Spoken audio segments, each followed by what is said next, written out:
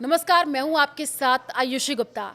30 अगस्त 2025 यानी आज प्रधानमंत्री नरेंद्र मोदी 7 साल बाद चीन की यात्रा पर पहुंचे।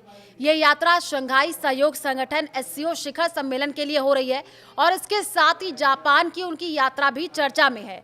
इस यात्रा का वैश्विक और क्षेत्रीय भू राजनीति पर गहरा प्रभाव पड़ सकता है, खासकर भारत पाकिस्तान और भारत चीन संबंधों के संदर्भ में। लेकिन सवाल यह है कि क्या इस यात्रा से पाकिस्तान और उसके सेना प्रमुख जनरल आसिम मुनीर को कोई झटका लगेगा?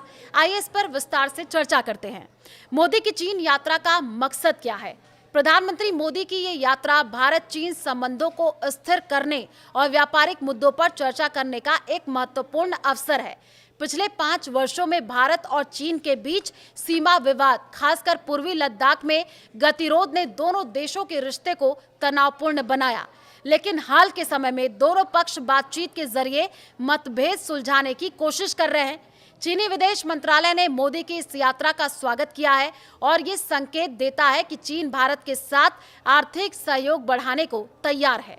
इस यात्रा में भारत चीन व्यापार, रेयर अर्थ आपूर्ति और उर्वरकों पर प्रतिबंध जैसे मुद्दों पर चर्चा होगी। भारत का चीन के साथ द्विपक्षीय व्यापार इस साल मार्च से 1/3 बढ़ गया है, जो भारत की आत्मनिर्भरता की नीति के विपरीत है।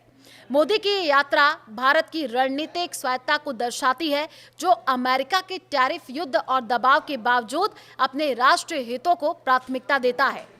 पाकिस्तान पर इसका क्या होगा असर? चीन और पाकिस्तान के बीच गहरे संबंध हैं, खासकर वन बेल्ट वन रोड परियोजना और चीन पाकिस्तान आर्थिक गलियारा सीपीईसी के जरिए। चीन हमेशा से पाकिस्तान का समर्थन करता रहा है और हाल ही में पाकिस्तानी सेना प्रमुख आसिम मुनीर की बीजिंग यात्रा के दौरान चीन ने पाकिस्तान को तीसरी हैंगर क्लास पनडुब्बी सौंपी।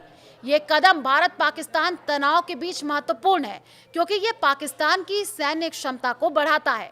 हालांकि मोदी की चीन यात्रा से भारत और चीन के बीच बेहतर संबंधों की संभावना बढ़ सकती है, जो पाकिस्तान के लिए चिंता का विषय हो सकता है।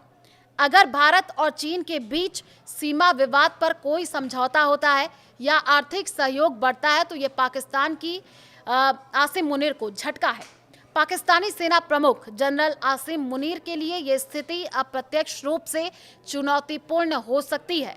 भारत की मजबूत कूटनीति और चीन के साथ बेहतर संबंध पाकिस्तान की क्षेत्रीय स्थिति को कमजोर कर सकते हैं। हाल के महीनों में भारत ने पाकिस्तान के खिलाफ कड़ा रुख अपनाया, खासकर पहलगाम हमले और ऑपरेशन सिंदूर के बाद।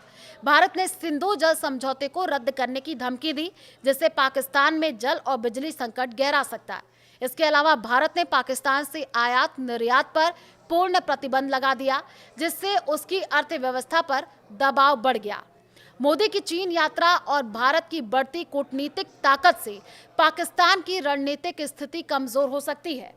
अगर चीन भारत के साथ संबंधों को प्राथमिकता देता है, तो ये सीपीईसी जैसी परियोजनाओं पर असर डाल सकता है। इससे मुनीर की सैन्य और रणनीतिक योजनाओं को झटका लग सकता है, क्योंकि पाकिस्तान की सैन्य रणनीति काफी हद तक चीन के समर्थन पर निर्भर है।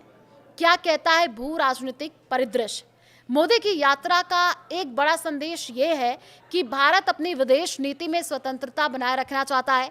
अमेरिका के साथ बढ़ते टैरिफ तनाव के बीच भारत का चीन और रूस जैसे देशों के साथ संबंध मजबूत करना एक रणनीतिक कदम है। ये पाकिस्तान के लिए एक चेतावनी हो सकता है, क्योंकि भारत की बढ़ती वैश्विक ताकत उसके क्षेत्रीय प्रभाव को कम कर सकती है।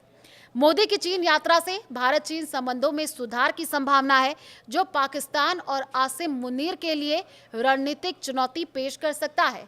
हालांकि ये कहना जल्दबाजी होगी कि यात्रा सीधे तौर पर मुनीर को झटका देगी, लेकिन ये निश्चित रूप से पाकिस्तान की क्षेत्रीय स्थिति को प्रभावित कर सकती है।